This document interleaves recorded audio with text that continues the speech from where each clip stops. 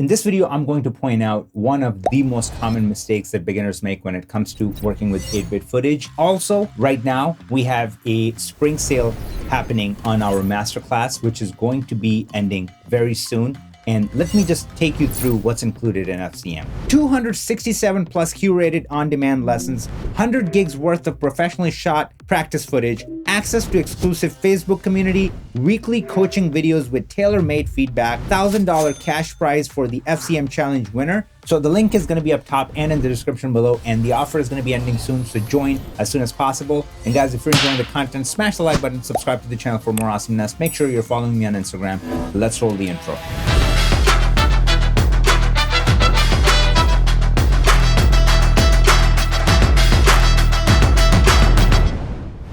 So now we're inside Resolve. This was shot on Sony a6500 in UHD 8-bit, okay? Kodak is H.264, super compressed, all right? That's what we're dealing with right now.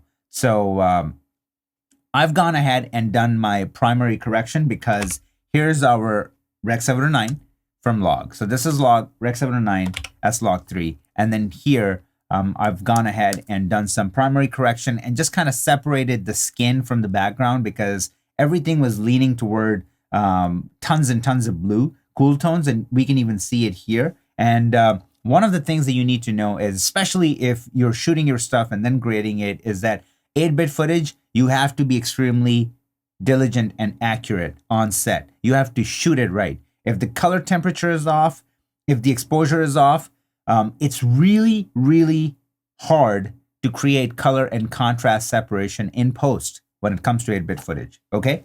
So this is not the focus in this video. So when I say you messed up bad if you use this tool on 8-bit footage, what am I talking about? Which tool? Am I talking about lift gamma gain, HDR palette, color warper?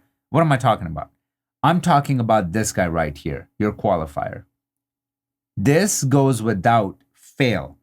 Every time I see a beginner colorist, they just jump in, they start narrow and then go broad, or they never go broad. They'll be throwing power windows and qualifiers on every single color to isolate it and try to create color separation. The problem is, let's just create a hypothetical scenario. Let's say a director of photography or a creative director goes, hey, take these birds in the back and turn them more into cyan than this like pinkish or this, you know, blue magenta that we got going on. Okay, so that's what they're asking for. So what you would do normally, if you don't know which type of footage you're working with, and if you don't have a lot of experience with 8-bit footage, you'll go under your qualifier, you'll hover over here, and then Shift H, and here you go. Like you've selected majority of those birds. But what is going on? What is this like little like blocks that we see, the artifacting, this 8-bit, sort of like a Super Nintendo Mario edition thing going on over here? What is that? And then what happens when we hit play?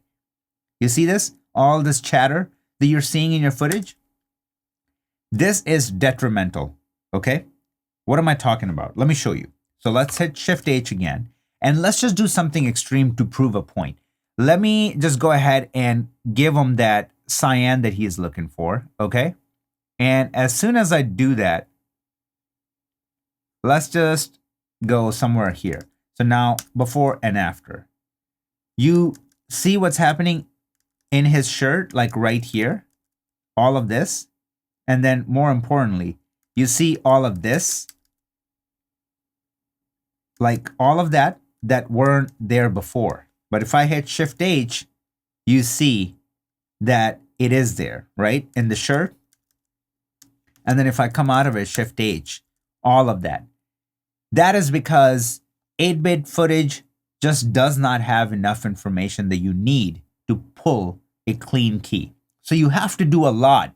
Denoiser, blurring your key. There's a lot of things that you need to do, and cross your fingers that hopefully you'll pull a cleaner key, okay, with 8-bit footage. So that is very risky. This is just one shot. What if there's like 18 shots in this one scene and then you have to do a similar thing on the entire project? It's not practical. Now, if I take you to this shot, which was filmed in Arri Alexa, UHD 10-bit image, because this was given to me as a bacon blade operation, ProRes 422HQ. Usually on RE Alexa, whether you shoot it in RAW or ProRes 444XQ, it shoots in 12-bit, okay? So this is 10-bit, and let me just show you the difference between 8-bit and 10-bit footage. So let's try to pull the sky. Let's say the director goes, hey, give me more of a dark teal sky. Okay, now I'm gonna go here and then do the same thing that we did in our other shot. You see how clean this operation is? And now at this point, all I have to do, like, look at how clean this is compared to what was going on in our 8-bit footage. And at this point, all I have to do is, I don't want to grab his shirt here. So I'm going to go under my luminance and I'm going to close that up. Okay. So even something like this. And now I can pull back and we can go under our offset and we can start adding that teal. Okay. So if I leave it to something like this and I hit play, look at how clean the results are. That's all I had to do. Obviously, I can still go in there, use my denoiser and everything, but you see the difference? What happened here compared to what we were dealing with this shot? Like all of this. So let's scratch that. Let me show you what you can do as a professional to get the best results always. Like 100% success rate with the technique that I'm about to show you. Okay? So instead, go under your custom curves, go to hue versus hue, and now you know the colors that you need to select are in this area. But instead of playing the guessing game, what I want you to do is just click on it. As soon as you click on it, it will drop 3 dots in your curve. And then at this point, what I would do is I would go on the outside points and spread them out a little bit for a smoother effect. Okay. And now when I go in the middle, I can start doing the same thing the director asked for. So if I do before and after, you see what we're doing? We're achieving a very similar result. And now if I hit play, look at no chatter, no issues at all.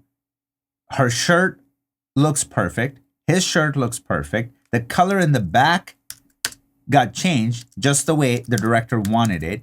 And everything belongs. This is the best thing that you can do with your 8-bit footage, okay? And I will recommend using this practice even on your 10-bit and 12-bit image.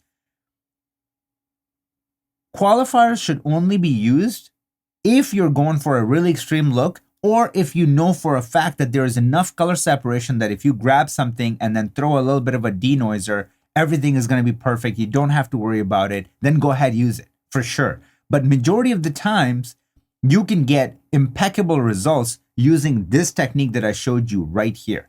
So hopefully this was helpful. So you saw the power of this tool when it comes to dealing with 8-bit footage, and that's the name of the game when it comes to color grading. You can't just like pick up any tool for any job or any camera. You have to be very specific and methodical in your approach.